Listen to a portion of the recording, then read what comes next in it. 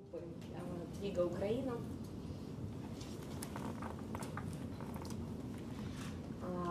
И сегодня я вам расскажу о таких наиболее популярных, наиболее мощных трендах глобальных, которые есть в маркетинге и в частности в коммуникациях. И сегодня мы будем смотреть много разной практики. То есть вот ребята рассказывали очень интересный кейс. У меня кейсов будет много. Смотреть будем их быстро, потому что всего 25 минут. Все кейсы, 5 кейсов, которые я буду показывать, они связаны с трендами. И все они взяты из таких самых-самых-самых популярных международных глобальных фестивалей. Один из них, я думаю, вы все прекрасно знаете, это номер один среди всех рекламных фестивалей, это Каннские львы. И второй фестиваль это Евробест. Это один из таких вот лучших фестивалей в Европе. Итак, давайте посмотрим, какие есть тренды. Первый тренд, который охватывает, мне кажется, не только маркетинг, а, по-моему, вообще все, это инновации. Инновации во всем и везде. Я это назвала как чистить зубы. Правда, это так, это может быть еще так не есть, но все к этому идет. Инновации появляются абсолютно каждый день. Чем больше вы их будете вводить в маркетинге, в коммуникациях, в рекламе, тем успешнее будут ваши компании. И мы их можем действительно создавать каждый день. Это просто. Ключевые вещи, которые используются в маркетинге для создания инноваций, это не обязательно технологии. Мы все привыкли мыслить, что это только технологии, не только. Это изменение самой коммуникации, то, как мы говорим, да, о чем-то. Это какие-то процессы, это каналы коммуникации, это технологии в том числе, и их всевозможные миксы. Мы взяли и смиксовали что-то, что никто никогда не делал, и это уже абсолютная инновация. Очень простая инновация, я думаю, что, возможно, вы слышали о такой рекламной кампании 2 года назад. На балконе одного из домов в центре города Киева разместили Toyota Yaris. Да, это абсолютно новый канал коммуникации, то есть балкон был использован как канал донесения информации. Да. Ярис настолько маленький, да, что он может переместиться на любом балконе. Вот такая парковка. Есть и более сложные инновации. Сейчас мы с вами посмотрим интересный кейс, в котором есть интересные технологические инновации, о том, как можно сделать рабочим магазин 24 часа в сутки, и это не онлайн. Да? Давайте посмотрим этот кейс. Это следующий слайд, и нужно включить видео.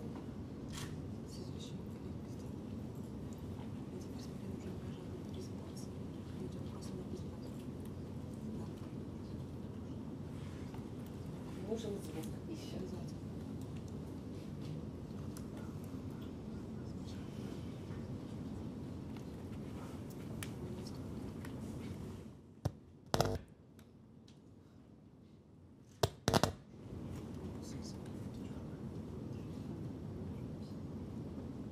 Можно, конечно, без звука смотреть, но скучнее. Там красивая музыка.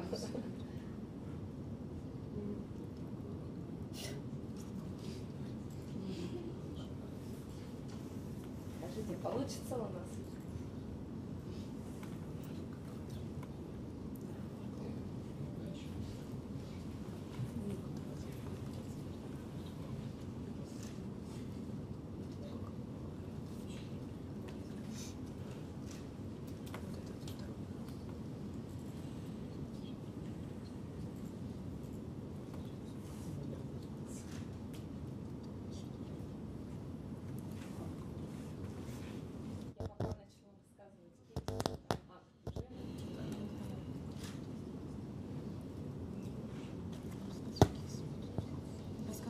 Это интересное решение, которое придумала компания Adidas для своего такого наиболее инновационного бренда Neo. Подумали, как же можно продавать вещи, давать возможность людям их увидеть, рассмотреть и померить не в онлайн, да, режиме, а в офлайн. Очень много целевой аудитории. Pull off some pretty impressive moves. Since smartphones are now our customers' versions and built a fully functional product.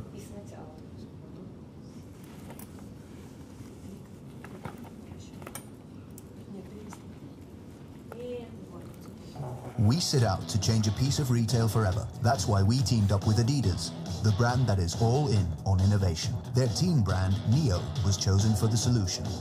Nowadays, when shoppers come to a store after closing hours, they're basically left window shopping. On the other hand, those retailers often have great e-commerce solutions available around the clock. But what if you combine the two properties into one? Well, first of all, our store would never be closed, but there was an even bigger opportunity to create a truly amazing brand experience. Within 10 months of rapid prototyping, we went through multiple versions and built a fully functional prototype. The experience speaks for itself. Touch, drag and explore the products, all in life size right in front of you. We used professional dancers for the interactive shoot to pull off some pretty impressive moves. Since smartphones are now our customers' first screen, we wanted the system to integrate in the easiest possible way with the devices. But we knew that asking people to find, download and open an app for that connection was way too time-consuming. In the end, we found a way that was so great we had to patent it. If you know how to use a shopping bag, you know how to use our shopping bag. Just drag and drop the products straight to your mobile phone. Our users could walk away with the stuff they like and then purchase it later in their own comfort zone. And of course share their chosen favorites with friends. The results have been great. The system was highly engaging, driving conversions in the e-com daily. But additionally, up to 90% of direct bypassers' attention was caught, and around 1 in 4 entered the store after playing with the window. Still, we never imagined how well the product was received, not just by shoppers, but by press and bloggers as well. Because of all this, we are already planning the next rollout as we speak. We put shopping into window shopping. Вот такое интересное решение, да, то есть впервые в жизни открылся магазин, который работает круглосуточно за счет такой интерактивной витрины, в которой люди могут подходить в любое время, выбирать любые товары с витрины, примерять их на себя, смотреть в витрине, как ты в них выглядишь, да, и себе скачивать те вещи, которые тебе понравились, и ты их можешь вернуться домой, купить онлайн, или ты можешь прийти на следующий день в магазин и приобрести их в реальности. И, кстати говоря, ну, вот все основные инновации, они направлены на самое главное, чтобы жизнь людей стала комфортнее и удобнее. Вот абсолютно все эти инновации, они становятся хитовыми. Итак, какое резюме хотелось бы сделать? Действительно, инновации в нашей жизни будут появляться все больше, больше и больше. Каждый из вас их для того, чтобы эффективно, скажем так, развиваться, продавать, да, если вы работаете в маркетинге, рекламировать свои бренды, вам их просто придется постоянно создавать, да, для того, чтобы двигаться в новую. Один из важных трендов – это стирание, благодаря инновациям, границ между виртуальным и реальным миром. То, что вы видели в данном случае, в этом кейсе, да, и это есть повсюду. И что важно, хотелось бы отметить, вы все знаете, что если вы инноватор, то вы лидер. Да? Как сказал Стив Джобс, инновация отличает лидера от догоняющего. Следующий тренд – это персонализация. Каждый хочет получить именно то, что он хочет. Я думаю, что все вы сталкивались с тем, кто обслуживается там Kyivstar или МТС, да, все контрактные абоненты, когда ты звонишь, мне отвечают, например, «Добрый день, Светлана Владимировна». Да, я уже к этому привыкла. И это приходит в нашу жизнь вот все больше, больше и больше. Компании думают о том, как персонализировать всех своих пользователей, покупателей. И И к этому есть абсолютно все предпосылки. По одному из глобальных исследований стало известно, оно подтвердило то, что действительно люди готовы делиться своими персональными данными для того, чтобы получать особый сервис, который направлен именно на них, для того, чтобы это соответствовало их желаниям. И сейчас одна из задач маркетологов – это не просто давать то, что ваш потребитель, покупатель хочет сегодня. Нам очень важно предугадать будущее. Вот, успешен будет тот, кто будет знать, а что этому потребителю нужно будет через 2 года, и создавать это уже сейчас. И создание уникального контента. Это очень важно, это то, что активно развивается в диджитале, в социальных сетях. Это вот как раз кейс, который рассказывали ребята из Microsoft. Да, они создают свой уникальный контент, который не похож ни на что. Сейчас мы посмотрим тоже один из очень интересных кейсов. Ну, наверное, одного из самых массовых брендов. Как вы думаете, какой, который известен? Кока-кола? Да, Кока-кола. То есть бренд очень массовый. Как вы себе представляете, насколько он может быть персональным лично для каждого? Это самая сложная задача. Да? Маленькой компании очень легко знать лично каждого своего покупателя или потребителя. Здесь сложнее. И вы сейчас... Я думаю, что вы сейчас легко узнаете. Last September, in the dead of night, the world's most iconic brand did the unthinkable and took an entire country by surprise. 150 of Australia's most popular names appeared on millions of bottles of Coke. Why? Because in the previous month alone, 50% of teens and young adults hadn't even tasted a Coke. We had to reconnect with Australia. So we decided to get personal. The internet blew up straight away, but we kept quiet. And while the buzz grew and grew, we recruited our fans and made them the face of our campaign. Then, on Australia's highest rated media weekend, we came clean and invited Australians all over to share a Coke. Kate and Kate, the two Kates. Classy Kate. Crazy Kate. If you know a Kate, share a Coke with Kate, or Mel, or Dave, or Jane.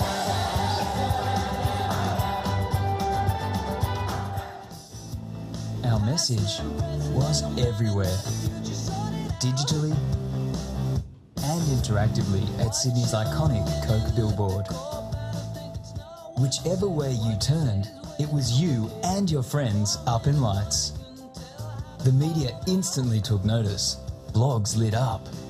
Australia had fallen in love. Coca-Cola. Sharing a Coke. Thousands of requests poured in for more names, but we were ready. With kiosks where you could get any name printed on a Coke can.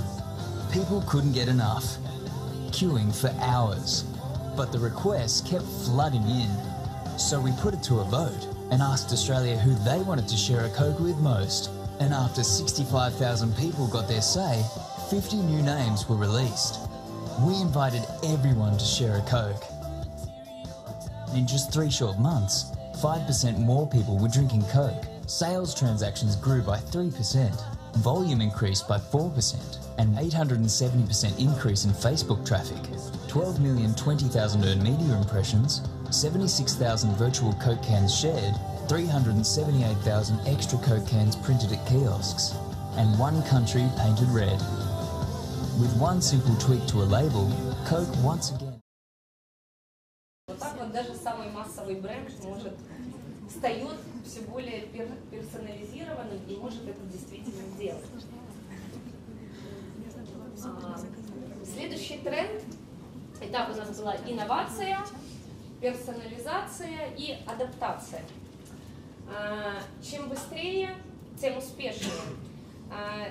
Сейчас, я думаю, что вы все прекрасно замечаете, как все очень-очень-очень-очень быстро меняется. Невероятно быстро. То, о чем еще никто не думал 2 года назад, оно есть уже сейчас. Да? Вот эти вот быстрые изменения, они требуют вашего внимания в том, чтобы вы вовремя замечали, что поменялось на рынке во внешнем контексте, у конкурентов, что действительно хочет ваш потребитель сейчас. Может быть, изменились абсолютно его желания его какие-то взгляды и потребности. Например, я вам приведу такой пример, что еще если мы возьмем 5 лет назад, то использование интернета с мобильных, да, например, в Украине было просто ничтожно, его не существовало. Да.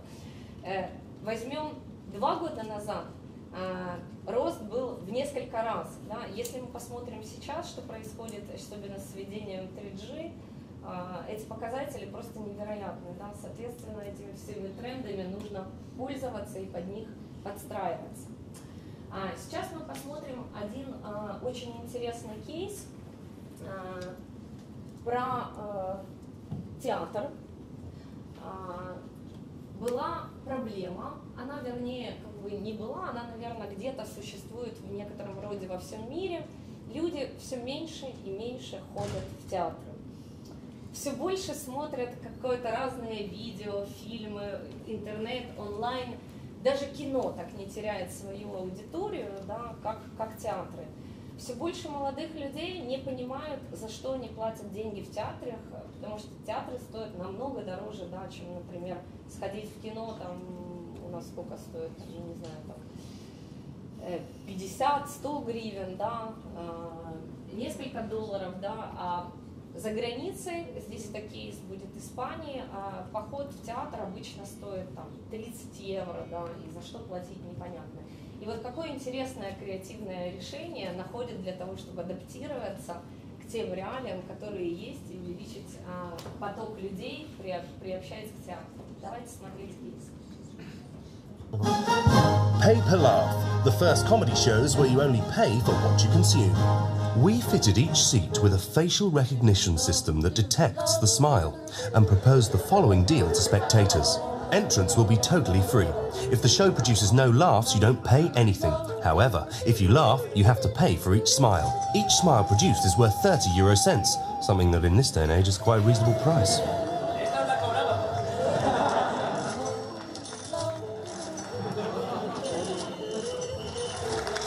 At the end of the show, the spectator could check their laughter account before paying and even share it on social networks. And so that no one would cry for having laughed more than they could afford, the maximum amount to pay was 80 laughs for 24 euros. The average price of the ticket increased by 6 euros. The system was covered by the main national media outlets, and this produced 35% more spectators. Each pay-per-laugh show produced 28,000 euros more ticket money than was normally taken. Currently, the system is being copied in other theatres in Spain. A mobile phone app was created as a system of payment, and the first season ticket was launched for the number of laughs, not shows. We should also not write off the pay-per-cry or pay-per-what-the-fuck system. Or maybe not. Pay-per-laugh. The first comedy shows where you only pay for what you consume. Очень простая идея, очень простое решение. И здесь действительно театр сделали более современным, внедрили туда некоторые инновации, современные технологии, и людям уже интересно. Да? В принципе, такую идею можно реализовывать где угодно, даже в Украине. Да? И получать такое удовольствие действительно понятно, за что ты платишь. Окей, поехали дальше. Следующий тренд, я думаю, что он очевидный, это визуализация. Да? Все, что вы можете показать, всегда показывайте. Это всегда лучше, чем рассказать. Да? Мне кажется, очевидно уже из кейсов. Да? Представьте, что если бы я вам рассказывала все эти кейсы как история, это одно, а когда вы видите видео, это совершенно другое. Видеоконтент сейчас растет просто невероятными темпами, просто. Вообще, я вам скажу, что будущее за тем, что будет существовать только как фотоконтент и видеоконтент. Все, мы уходим, все меньше и меньше люди начинают писать слов. Если вы обратите внимание, какие посты больше всего, например, читают в Фейсбуке или ВКонтакте, где меньше текста и больше картинок и видео. Знаете почему? Не потому что не хотят читать в облом, просто информации так много, что ты физически не можешь ее прочесть. Те, у кого там 500 или 700 друзей, я думаю, что понимают, о чем я говорю, это просто невозможно. ты успеваешь только просматривать. Поэтому я рекомендую всем все, что только можно, визуализировать. Давайте в связи с этим посмотрим тоже кейс. Очень интересный о нестандартной визуализации British Airways.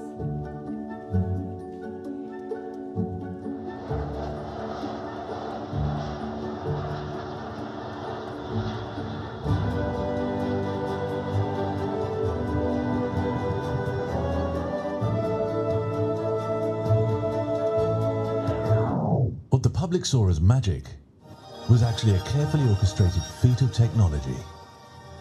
We mounted an ADS-B antenna on the roof of a nearby building to read live data directly from each aircraft's transponder within 200 kilometers. All aircraft emit radio waves containing their speed, altitude, GPS location, and a call sign. Our antenna was connected to a PC with a custom-built application, which identified the British Airways planes and sent the data to our cloud server that controlled the billboards. We created a virtual trigger zone in the sky that acted like a tripwire, so that when a BA plane entered our trigger zone, within 0.2 seconds we'd cross-reference the registration number with flight data from Heathrow to determine the destination. Cloud altitude data told us if the plane could be seen, and if it could, the information was sent to our billboard, interrupting the current content and playing our ad.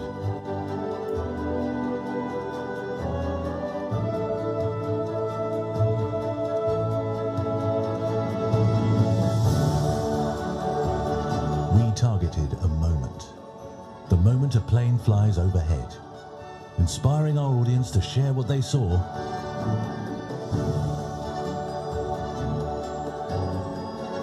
and igniting their passion to explore the world.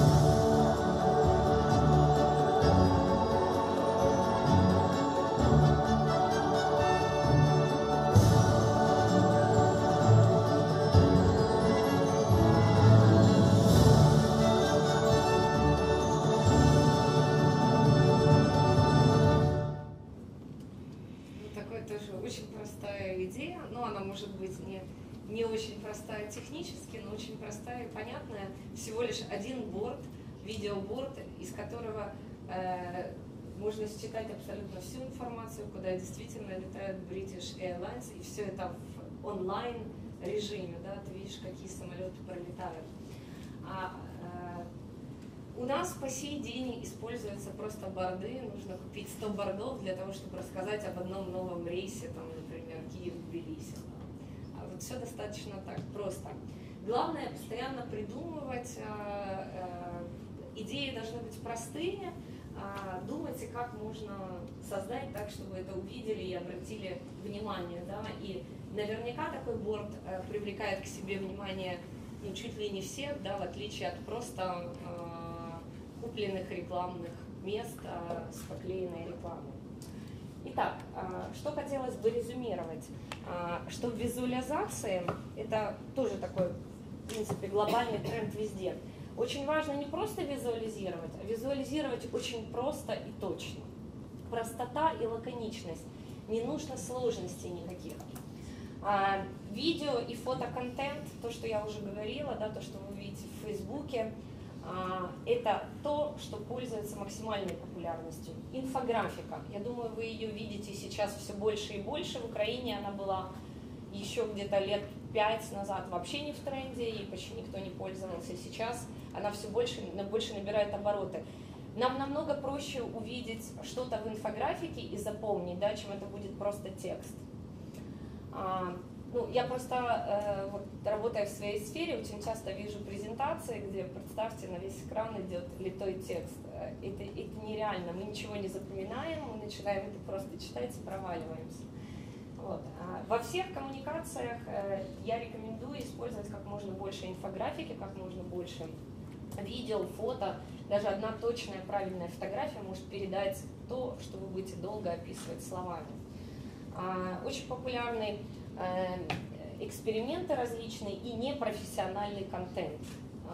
За этим вообще будущее. Не за тем контентом, который очень долго продумывают и создают маркетологи, заказывая их в рекламных агентствах, да, тратя на это там месяцы. Это тот контент, который создается здесь, сейчас, сегодня, буквально в секунду. Это, в принципе, очень близко вот к кейсу, который до этого рассказывали ребята из Microsoft. Да? Они прямо здесь сегодня из своего офиса поехали туда-сюда, и этот контент формируют просто на ходу. Итак, поехали дальше. И последний такой, мне кажется, я его поставила, наконец, не потому, что он не важный, а потому, что на нем, наверное, на него стоит обратить особое внимание. Это тренд, который просто вот поглощает абсолютно все.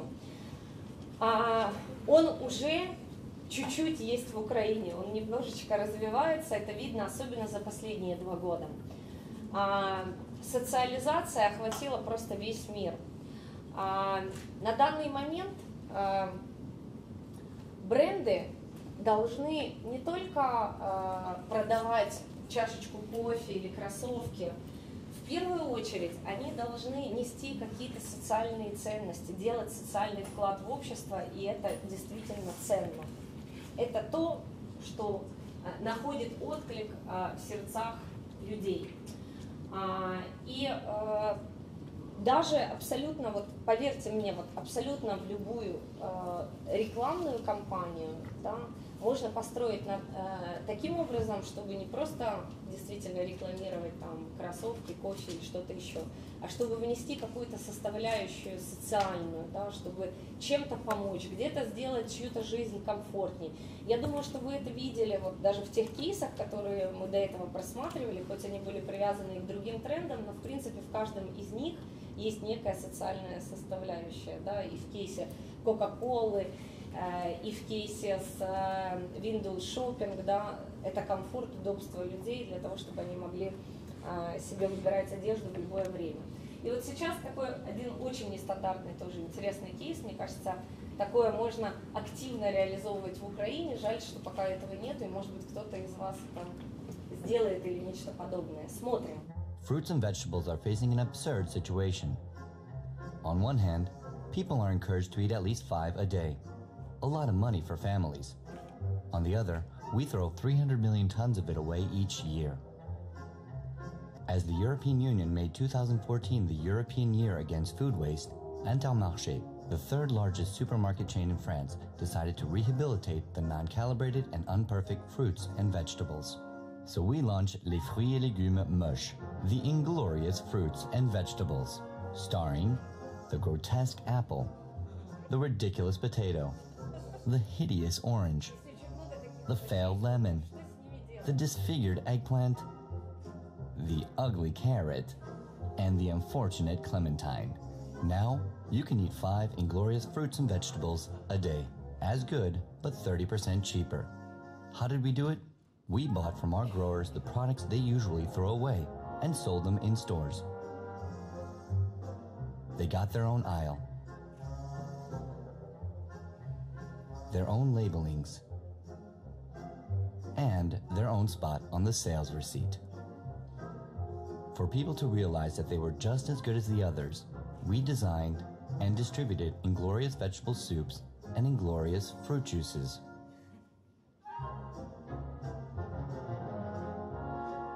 And it worked.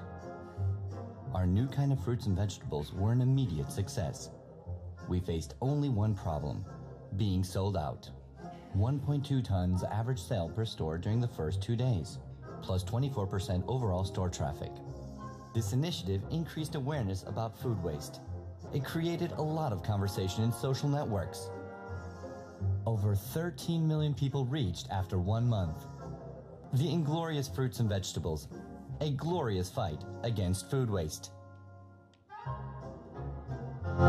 Внешне непривлекательные овощи и фрукты не менее вкусные, да, если из них делать соки или какие-то супы. Вот, поэтому все абсолютно можно использовать, сразу решено очень много задач. С одной стороны, люди смогли купить эти овощи и фрукты намного дешевле, да, с другой стороны, их не выбрасывали, как это делали раньше, да, использовали абсолютно все. И с третьей стороны, какой пиар да, сделал себе эта сеть супермаркетов, да, которая так заботится о людях, об окружающей среде, да, и обо всем. Все, пиар построен на такой простой вещи. Не нужно ничего создавать, никаких мыльных пузырей. Вот, поэтому я желаю вам быть очень-очень социальными, думать о людях. Старайтесь не прорекламировать то, что вы хотите прорекламировать, а сделайте что-то полезное для людей. Это заметят, оценят. Сделайте это в какой-то интересной идее и манере. Визуализируйте это обязательно будет работать. Что еще хотелось бы отметить из социального, это темы, которые сейчас актуальны в мире, да, где та социальная составляющая, которая используется, это в наибольшей степени это экология, здоровье, любовь, счастье, семья, забота, дружба, свобода. Очень простые человеческие ценности, которые, наверное, свойственны абсолютно каждому из нас. Делайте клиентов счастливыми, и они вернутся к вам за следующими покупками. Из глобальных трендов это все. Из глобальных кейсов это все. Напоследок я покажу один украинский кейс, который делало наше агентство 2 года назад. В нем сочетаются тоже абсолютно все эти тренды, о которых я говорила. Там есть и инновации, и социальная составляющая, и другое. И в то же время в нем, что интересного, что он сделан фактически, то есть проект, сделанный за копейки, принес невероятные результаты. Этот проект получил очень много наград, и одна из его важнейших наград – это золотая награда на фестивале EFI Awards Украина. Я думаю, что вы такой конкурс знаете. Давайте его включим и посмотрим.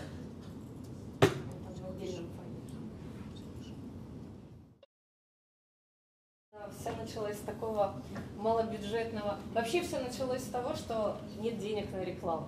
Вот тогда включается креативность. И что сделать, когда есть всего там 20 тысяч долларов и больше нет бюджета, и что мы можем придумать, но при этом нужно достичь больших целей. Вот тогда появляются креативные работы, правда, я вам точно скажу. Когда денег много, то мы не задумываемся, что мы с ними делаем, а когда нет, тогда получаются интересные идеи. Кстати, эти квартирники до сих пор продолжаются, вы можете присоединяться тоже к Facebook-странице Ханза. Ближайший будет, по-моему, в ноябре или декабре, то есть вот они так успешны, они до сих пор идут. Здесь, как вы видели, и проявились, в общем-то, все те тренды. Инновация в том, что, честно говоря, мы впервые сделали концерт, живой концерт на Фейсбуке. Этого вообще не было, не то что в Украине, а не было в мире. И социальная составляющая, мы дали людям возможность посмотреть этот концерт действительно бесплатно. Для этого нужно было всего лишь лайкнуть страничку Ханза, устроиться удобно на кухне у себя дома или на работе, или где угодно и смотреть.